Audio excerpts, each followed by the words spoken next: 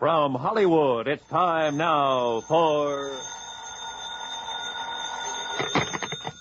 Johnny Dollar. Pat McCracken, Johnny, Universal Adjustment Bureau. Oh, hi, Pat. What's on your mind? At the moment, you. Huh? Johnny, you've been working too hard. Oh, this I've been convinced of for years, Pat, but I've never been able to convince anybody else, especially you. Okay, I'm convinced. What you need is a nice vacation, all expenses paid. Whoa. Southern California is very nice this time of I year. just came back from there. The beaches, the swimming, sun, golf, Look, nightlife. Pat, thanks a lot, but no thanks. Well, now, Johnny. The last time you invited me to take one of your vacations, I got hit over the head, almost run down by a truck, and kicked around by a guy 7 feet tall. Yeah, but this one's different, Johnny. It's a real simple job. Oh, they all are, according to you. All I want you to do is pick up something out on the coast and bring it back here. That's all. Yeah, what? $100,000. Oh. I'll be right over.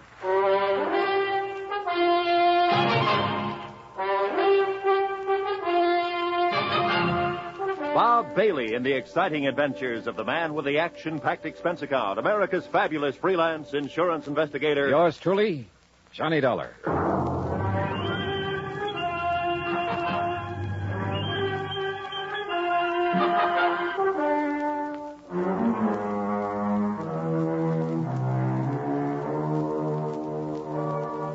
Expense account submitted by Special Investigator Johnny Dollar to the Universal Adjustment Bureau, Hartford, Connecticut. Following is an account of expenses incurred during my investigation of the Johnson payroll matter.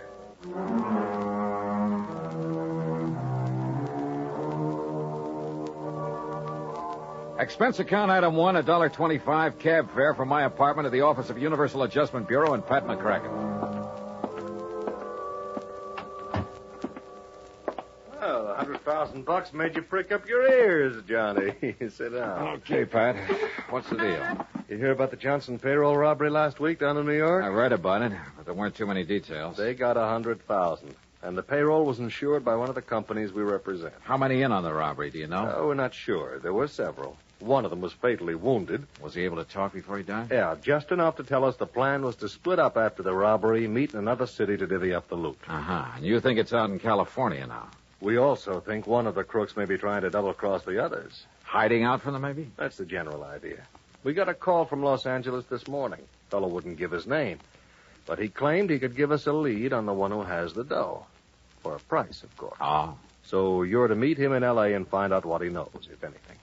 What do you figure his angle is, Pat? Oh, maybe several, Johnny, but I don't care. What I do care about is getting the money back. All right. How do I contact this man in Los Angeles? You don't, he'll contact you at your hotel, the Nestor. The Nestor. Okay, Pat. I'm on my way. Oh, just one thing, Johnny. Yeah? Maybe it's occurred to you, maybe it hasn't. There will be others looking for that money, too. The other guys involved in the robbery? Yeah. Of course, if you can get there first. I'll try.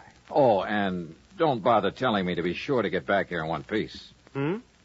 That I'll really try to do.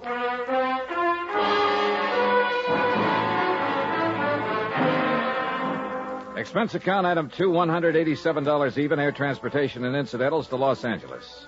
I've been told to stay at the Hotel Nestor, so I took a cab that's item 3, $5.50 from the airport.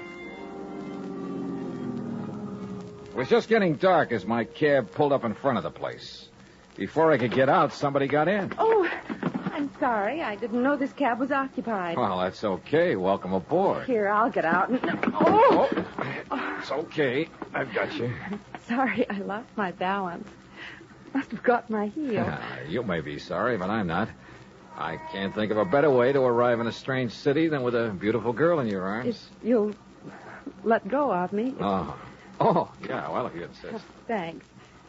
I'm sorry. Oh, wait a minute. You can have this cab as soon as I get my stuff out. Oh, that's all right. I'm in a hurry. I'll get another one. Goodbye. Oh, wait a second. I mean, after all...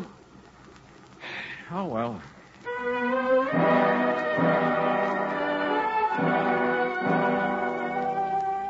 Yeah, that's the story of my life. The best ones always seem to get away. I went into the hotel lobby to register, but found a message waiting for me from the informant who'd phoned to Pat. I was to drive to the little town of Corrado Beach down the coast and meet a man there first thing in the morning. There was a map showing me the way to a small pier where the meeting was to take place. Looked like Los Angeles had suddenly got too hot for him. Expense account item 4, $50 to rent a car. I left word where I'd be, drove to Corrado Beach, and checked in at a motel. Then early next morning, I went out to the little pier. It was a ramshackle affair with a couple of beat-up boats tied to it and an old character fumbling with the door of a little bait shack. I went over to him. Hi. Morning. Having trouble? Yeah, some kid's been monkeying with this lock. You want some bait? No. This is one trip I didn't come to fish. How is it, by the way? Fishing? Yeah. Fine. Oh, just my luck. No, I'm supposed to meet somebody here. Oh, it must be that fellow out there. He was already there when I got here. Oh, where? Well, you see that boat, the bottom side up on the pier near the end? You mean the man sitting beside it? Yeah. Got himself a fishing rod, looks like. Could be he wants some bait. I'll walk out with you and see if you don't mind. Oh, not at all. So the fishing's been good, huh? What have they been catching? Oh, quite a few bass last couple of days. Off the pier? Yeah. There's some kelp beds in close, brings them in around here. Funny. And your friend there, you don't see him. Hey, asleep, I guess. Hey, watch out. He's slipping. Grab him. But, Hey, mister, he isn't sleeping. That's right. He's dead.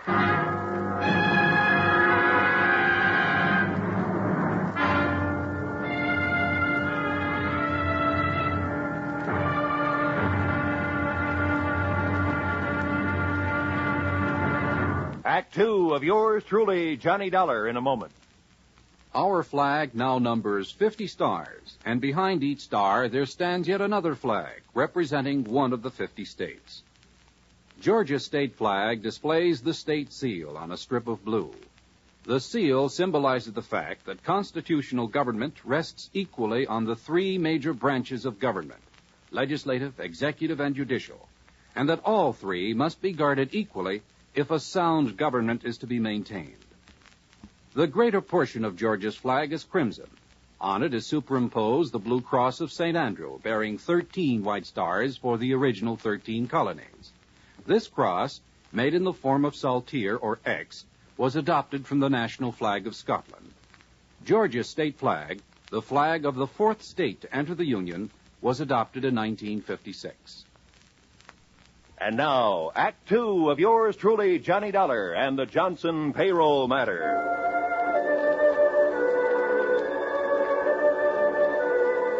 I'd flown 3,000 miles to meet a man, only to find him dead at the end of a rickety little pier at Corrado Beach, a knife between his ribs. I searched him while the old fellow at the bait shack went to call the police, but I didn't find a thing on him to help me. No identification even.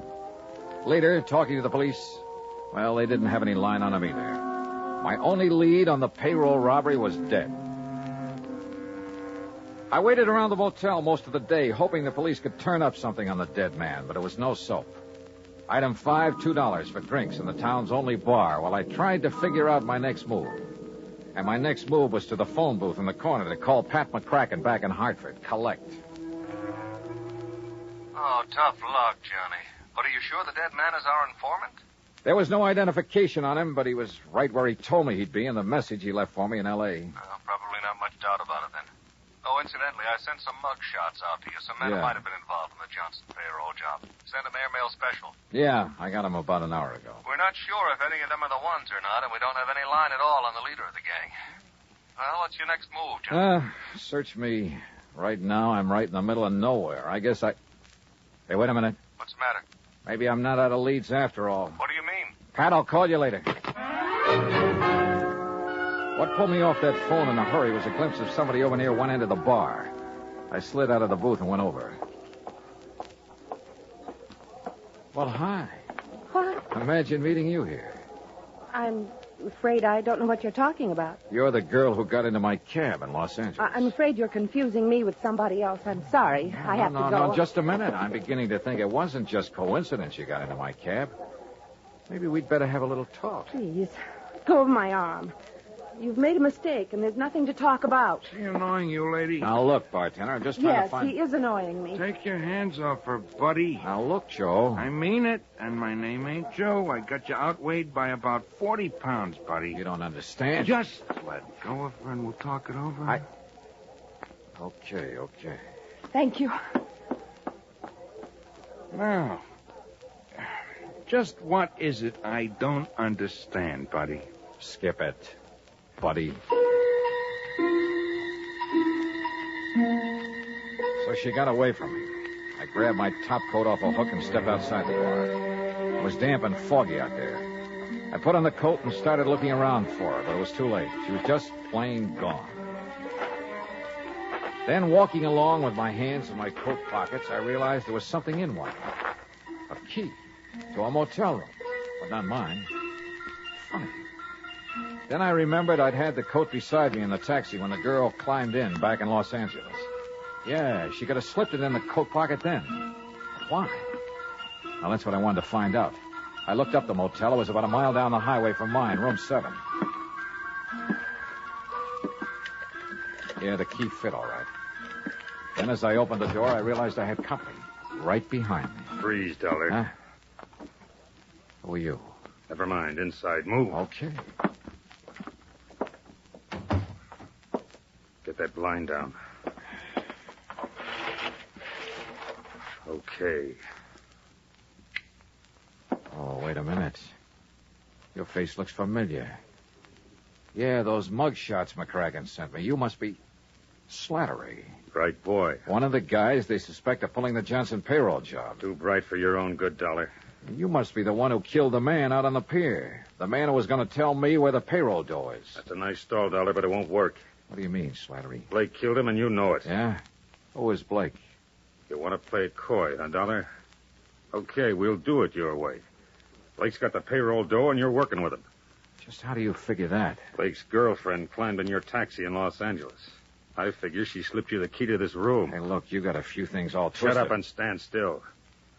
This gun has a habit of going off sometimes. No kidding. So where's the dough? Take it or leave it, Slattery. I don't know. Well, it better be in this room. Yeah? And if it isn't? You guess. I don't think I need more than one. If it isn't here, I'm not leaving. That the idea? Oh, you leave, all right. It's just that you won't be walking out of here. Act 3 of yours truly, Johnny Dollar, in a moment. Over 150 years ago, the Swiss poet Henri Amiel wrote, "Heroism is the brilliant triumph of the soul over fear. Heroism is the dazzling and glorious concentration of courage."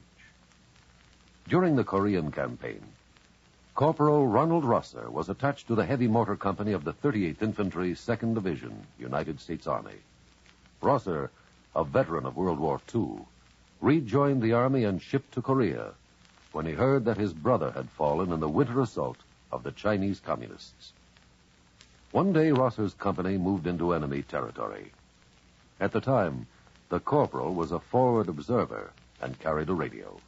Suddenly, in the midst of an enemy attack, Rosser handed his radio to a buddy, slipped the safety off his carbine, and filled his shirt with hand grenades. He charged at the enemy through fierce mortar and artillery fire, shooting from the hip. Straddling a bunker, he riddled its occupants. Still advancing, he accounted for 2 more of the enemy, shooting one through the head and clubbing another to death. Continuing his one-man charge, he jumped into a trench full of enemy soldiers, opened fire, and forced his way relentlessly down the length of the trench, killing right and left with grenades and carbine fire. Out of ammunition, he returned to his company, where he replenished his supply. Then he charged the enemy again and again. Finally, he returned to his own area, and taking the radio back from his friend, he moved out with his company. Corporal Ronald Rosser was awarded the Medal of Honor for his action. Action which had shown the enemy that his personal code of conduct wouldn't let them push around either his kid brother or his country. And now, Act 3 of yours truly, Johnny Dollar, and the Johnson payroll matter.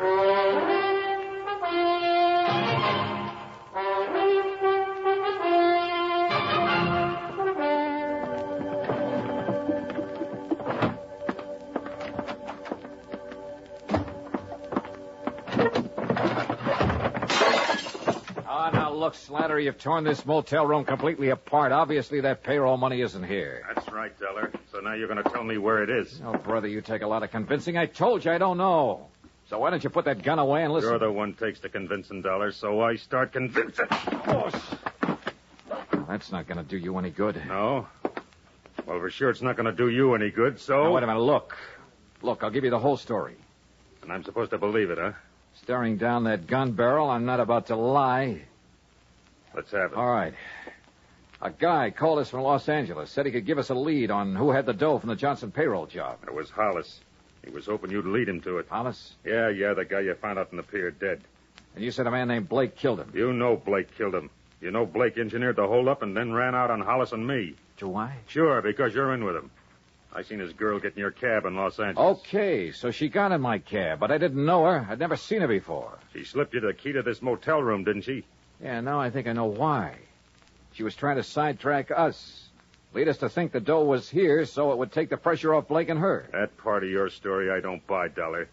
I think you know where that dough is, and I want it. Now, look. Talk!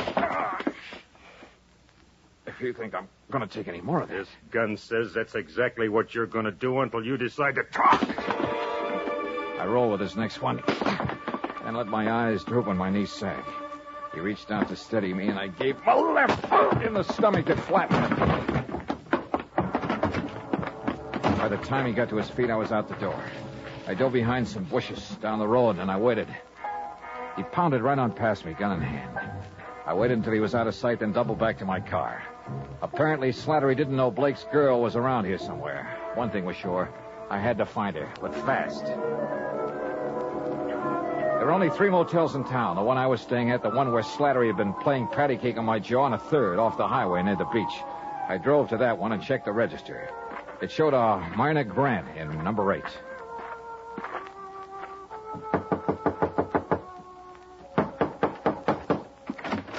Oh. Hello, Myrna. No, please get out. Oh, no, sorry. We're going to have that talk right now. I tell you, you've made a mistake about me. Oh, come on. Drop the act, Myrna. I know you're Blake's girlfriend, but you slipped that motel key in my coat pocket in L.A. to get me off the trail of the Johnson payroll money. The what? I also know that Blake masterminded the robbery and double-crossed his buddy, held out on him. Oh, I guess I knew it must be something like that. What are you talking about? Mr. Dollar, I haven't known Fred Blake very long. A month, maybe. I didn't know what he did for a living, and I didn't ask him. 2 days ago, he said he was in trouble and needed my help.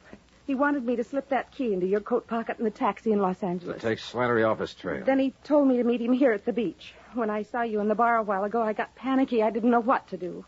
But that's all I know about it. Mr. Dollar, I didn't know Blake was a criminal. Honestly, I didn't. Yeah? Now, will you help me find him? Yes. I will, Mr. Dollar. If I can. The trouble is, right now, I don't know where he is any more than you do.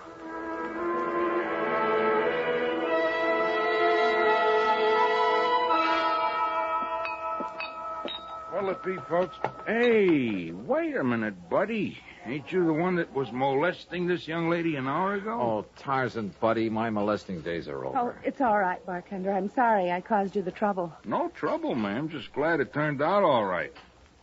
Things happen fast here at the beach, I guess. I don't suppose you've ever heard of a guy named Fred Blake, have you? Well, not that I remember. You looking for him? Yeah.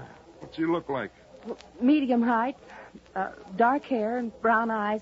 Yeah. Regular features. That description would fit half the guys that come in here. Sure. Fisherman, salesman, vacation. Only that kind don't come in here anymore. Salesman? No, fishermen. I thought the fishing was good here. Been no fishing around here for months.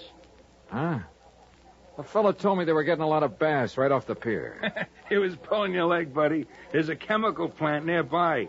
A lot of stuff got dumped into the water by accident a few months ago. The fish haven't been back since. Wait a minute. Sure, right under my nose all the time. What do you mean, Johnny? Martin, I'll see you later. I got in my car and headed for the pier. As I turned off the highway, I could see a car a couple of 100 yards back following me with its lights off. But I couldn't stop now. I parked near the pier and headed for the bait shack. The windows were still boarded over, but I could see a crack of light between the boards. I eased over to the shack.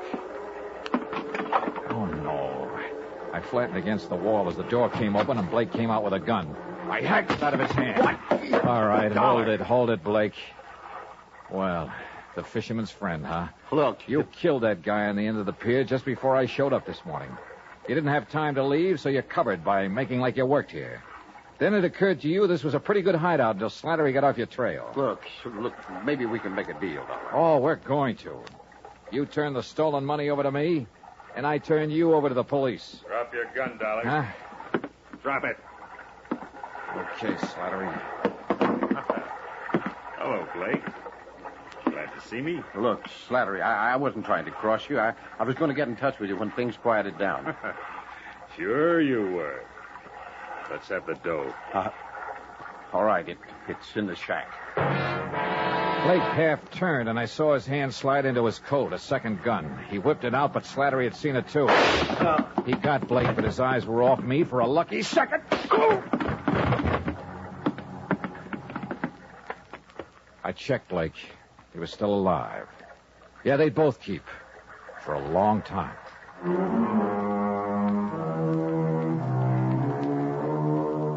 Item 6, $174 even, air transportation and incidentals back home. Expense account total, $526.50. Remarks?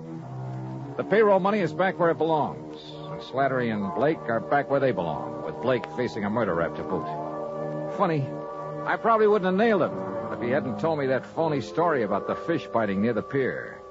Teaches me a lesson, Pat. I'm not going to tell any more fish stories. They can kill you. Yours truly, Johnny Dollar.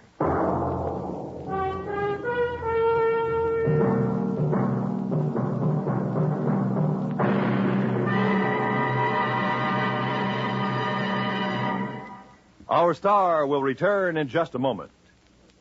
Our flag now numbers 50 stars, and behind each star there stands yet another flag representing one of the 50 states. Ohio's state flag is the only pennant-shaped flag, or burgee, as it is correctly called. The Buckeye banner is the creation of an engineer who created a blue triangle for the hills and valleys, red and white stripes for the roads and waterways of the state. There are 13 stars for the original 13 colonies, and 4 extra stars to indicate that Ohio was the 17th state admitted to the Union. A white circle with a red center represents the initial letter of Ohio and suggests its nickname, the Buckeye State. Ohio's state flag, the flag of the 17th state to enter the Union, was adopted on May 9th, 1902. Now, here's our star to tell you about next week's story. Next week, a pair of common, ordinary glasses solve a case for us. The gruesome spectacle matter. Join us, won't you? Yours truly, Johnny Dollar.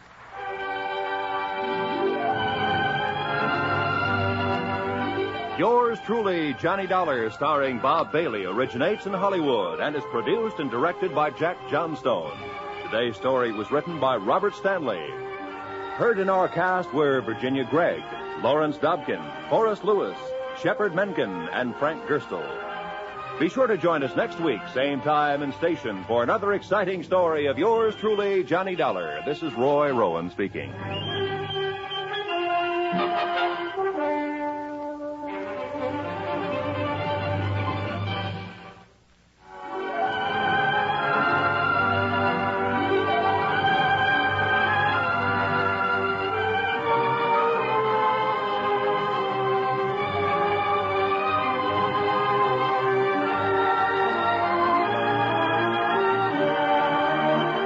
This is the United States Armed Forces Radio and Television Service.